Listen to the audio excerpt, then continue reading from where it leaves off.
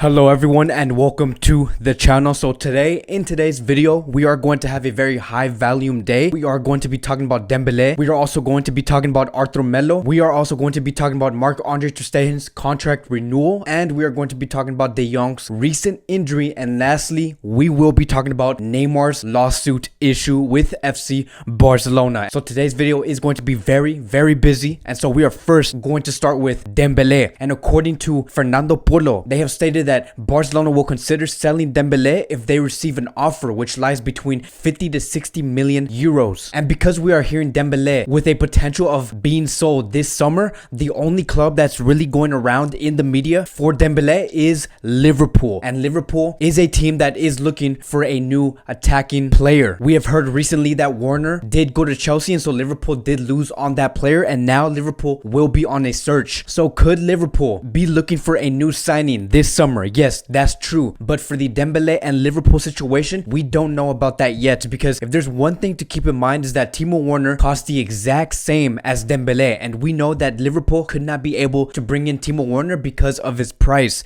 And so what does that mean? That basically means that there could be a possibility that Liverpool might turn away from Dembele. But yet again, we are hearing reports coming from the same reporter stating that Liverpool are keeping an eye on Dembele after the Werner fiasco. According to the Bleach report, if the Reds consider a high-profile arrival, the only one they like the most is Dembele. But like I said before, who knows if Liverpool will be able to afford a player like Dembele. Dembele and Werner cost the exact same thing, and there's no difference in terms of price tag. And Liverpool have made it clear that they don't want to spend a lot of money. They're simply on a tight budget, just like FC Barcelona. So as of now, if you're watching this video, the rumors of Dembele going to Liverpool is not true, and I don't think that it's going to go through. It could potentially grow maybe in a couple of weeks, but as of now, the Dembele to Liverpool seems impossible. Now moving on to the next topic of the day, and we're going to talk about Arthur Melo. So according to sources, Juventus have increased their offer for Arthur Melo, now at 5 million per year, according to Sky Sports. However, the player's entourage tells us that Arthur wasn't convinced with the offer and will stay at FC Barcelona. And so these reports will not stop.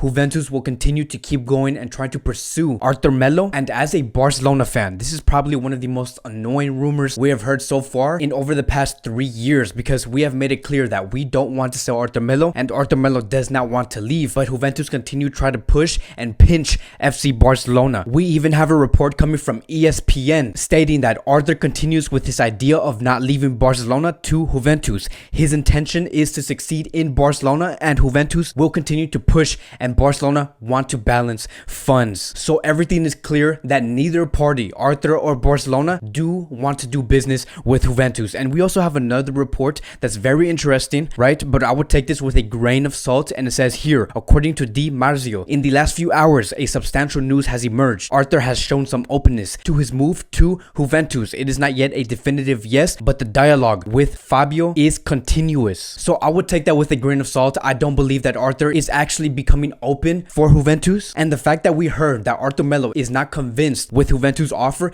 he's basically saying that even if Juventus do pay me 5 million a year, I'm going to stick with FC Barcelona regardless if they pay me 1 million a year. I truly believe in this club. I believe in their project. I know where Barcelona can go, and I know that I can be part of it. And that is what I believe Arthur Melo is thinking throughout this whole thing. Regardless of how much Juventus do want to pay Arthur Melo will not leave, and that is why I'm always going to have respect for him. I understand that Arthur Melo has not been very involved with FC Barcelona's success. We know that he has encountered multiple injuries, and even with him playing right now in the most recent games, Arthur Melo has not shown a lot of promise, but we should continue to be patient with this player. He is young, he has potential, he can be Barcelona's future. But then again, seeing Arthur Melo perform in this way with FC Barcelona, Juventus are going to keep an eye. They are going to keep note and say, look, Arthur Melo's not playing very well with FC Barcelona. He seems like he's not enjoying his time at FC Barcelona. Why don't we try and see what happens if we do show interest in this player? And that is why I believe Juventus will not stop pursuing for Arthur Melo. So that is why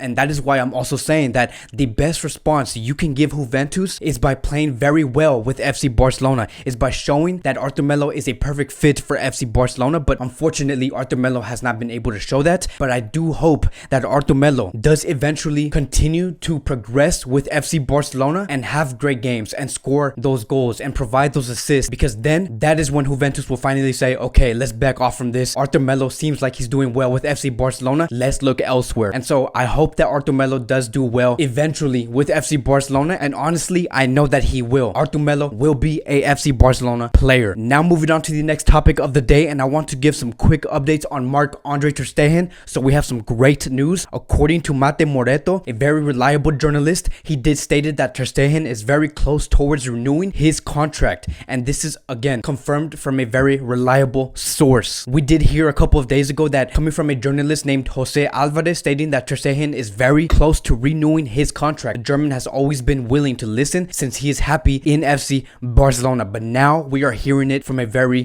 reliable journalist that Ter Stegen will be renewing his contract, and we should expect to hear the final confirmation when Ter Stegen does put the pen on the paper by the time this league is over. It would make no sense to finalize the negotiations while the league is very hectic right now. We are playing one game every 3 days, so it wouldn't make sense to call Marc-Andre Ter Stegen and be like, look, let's set up a meeting, let's finalize your negotiations and your contract. That wouldn't work out. I think that the best time to do this would be after everything calms down, and that is by the time the league is over. And there has been reports that he is expected to sign a contract that's going to take him until 2025, which is going to be a 5-year deal. And like I said before, he fully deserves it. He fully deserves the bonuses, the pay raise, and the long-term contract. He even recently showed in the last game against Sevilla when Ocampos did take that shot against Marc-Andre Ter Stegen, and he did block that shot, and he once again showed why he is one of the most important players for FC Barcelona. And by signing that contract, not only is he going to be the future goalkeeper for FC Barcelona, but he could potentially might be the future captain of that club. And so I am very happy to see this. I cannot wait for that day, and hopefully everything gets completed as soon as possible. And now going on to the next topic of the day, and we are going to talk about Frenkie de Jong. And it has been confirmed by multiple sources, and we can see here from Cat Radio, Frenkie de Jong will be out for almost 1 month, and this is a huge blow. Originally, it has been reported by FC Barcelona that de Jong will not participate in the game against Sevilla, but unfortunately, this minor injury has grown into a major injury. We don't know exactly what has been going on with this player, but then again, sources have said that he was going to be back for the game against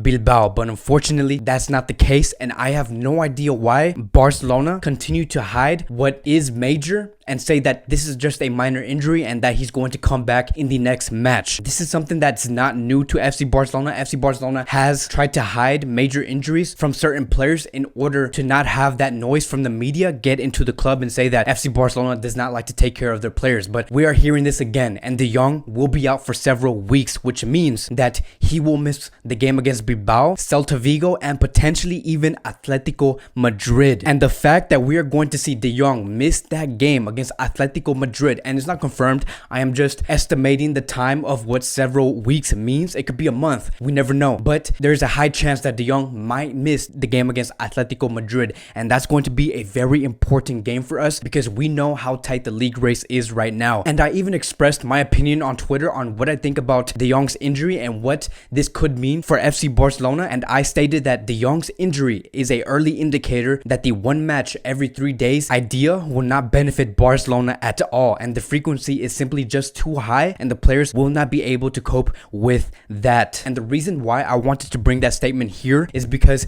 it is true that Frenkie de Jong is that early indicator. We never know if maybe in 2 weeks we can see a player like Vidal or Rakitic get injured, because this frequency is way too much for the club, and I'm very worried on what our team is going to look like in maybe 2 to 3 weeks. But seeing the frequency of the games that we are playing and knowing that de Jong has been affected by this, and knowing that de Jong is only 23 years old, what could that mean for the other players? Because Barcelona's average age right now, like if we were to put all of the players together and estimate the average age of this squad, right now it is considered to be 31 years old, which is the oldest age in the history of FC Barcelona. And it makes sense because if we look at the squad, right, Vidal is 32 years old, Rakitic is 31 years old, Messi is 32 going to 33, Suarez is 32 going to 33, Piqué is 33 years old, Busquets is also 31 years old, and so our main core is over the age of 30 years old. And again, what does that say for FC Barcelona? And most importantly, what is Quique Setién going to do next? Now seeing that de Jong is injured, and who's going to be starting alongside Sergio Busquets? And could this potentially mean that Riqui Puig might have the chance to get more minutes and potentially even prove why he's worth to be in the starting 11? And And so I do expect a very serious talk and conversation to happen between Sarabia and Quique Setién, because they are two trainers who do train these players heavily on the training ground. And so they're going to have to make a choice. How are they going to train these players on the training ground going forward? And how heavy is the rotation going to be going forward as we try to close the league and try to win the league? And so I do expect Quique Setién to have a massive conversation and changes on how we are going to approach this whole season in general. And hopefully Quique Setién does choose the right move. And lastly, I do want to talk about Neymar Jr. This is a player that we haven't talked about in a very long time in this channel, but I do want to give some updates because what I believe is going on right now is very important to talk about. And so before I do get into this lawsuit that's been going on between Neymar Jr. and FC Barcelona, I do want to give you guys some background story, and I'm going to make it as simple as possible. I'm going to give you guys some very simple numbers because I really do want you guys to have some context on what's going on so you guys can understand what's going on today. And so Neymar and his representatives have been asking Barcelona for a bonus fee for a very long time. And what I mean by bonus fee, I mean by unpaid bonuses, because Neymar did sign a contract in the summer of 2016, which was a contract renewal, and Barcelona did agree to pay Neymar Jr. 60 million euros, and that he was going to be paid 20 million in the summer of 2016, which he got, and that he was going to get the 40 million euros in the summer of 2017. But what did happen in the summer of 2017? Neymar did move to PSG, meaning that Barcelona were not going to give him the 40 million euros. And ever since then, when Neymar did join PSG, Neymar's father said that because you did not pay us 40 million euros, this is considered blackmail. Now I want to move on to the most recent report coming out, and it says here, it is official. The Social Court 15 of Barcelona completely rejects the lawsuit of player Neymar Jr. The player must now pay 6.7 million euros, and this is fully official. Neymar has to pay that amount of money to FC Barcelona because of that lawsuit. Now, moments later, we did hear from Fernando Polo and Roger Torreo stating Neymar disagrees with the court's decision of making him pay 6.7 million euros to FC Barcelona. He will appeal the Court of Justice of Catalonia. That has been confirmed from sources close to his environment. And so that is where we are at right now. Neymar disagrees with paying 6.7 million euros to FC Barcelona. And hearing this, right, hearing that Neymar and Barcelona are having back and forth negotiations, but to be more specific, Neymar's representatives and FC Barcelona are having back and forth negotiations. Could this hinder Neymar's move to FC Barcelona in this summer? And this is a question that has been going around the media because it does make sense. Like, why on earth would Barcelona want to bring a player who is trying to continue to bring a lawsuit towards FC Barcelona? And we do have a journalist named Marcelo Bechler stating that this process did not prevent Neymar from negotiating with Barcelona last year and from suggesting putting 20 million from his own pocket to return. I believe that if they return to negotiate, this amount, which is the 40 million euros, would somehow enter into Neymar's new contract. And there you have it. If it did not affect the negotiations from the summer of 2019, it's not going to affect the negotiations that's happening currently in the summer of 2020. And let me tell you guys one thing, right? With Neymar demanding 40 million euros, there's absolutely no chance Barcelona is going to say, yes, okay, we are going to give you 40 million euros. That would not make any sense because we know that Barcelona are in a very tight budget. We know their circumstances. We know the financial situation that they are in. And we know that Barcelona do want to complete a Lautaro Martinez operation. So they know, and it's clear, that giving a player 40 million euros right now would greatly hinder and jeopardize their whole summer. And the only way we can see Barcelona giving 40 million euros to Neymar Jr. is if it's going to help Neymar go back to FC Barcelona. And that is why we are seeing this report here. The only way we could let go of 40 million euros like that is if we get a player in return. So Barcelona are handling this situation very well. And so the relationship of Neymar and Barcelona is still strong. On a sporting level, Barcelona believe that Neymar Jr. is going to greatly help them. So that relationship will never break down. But the relationship between Neymar's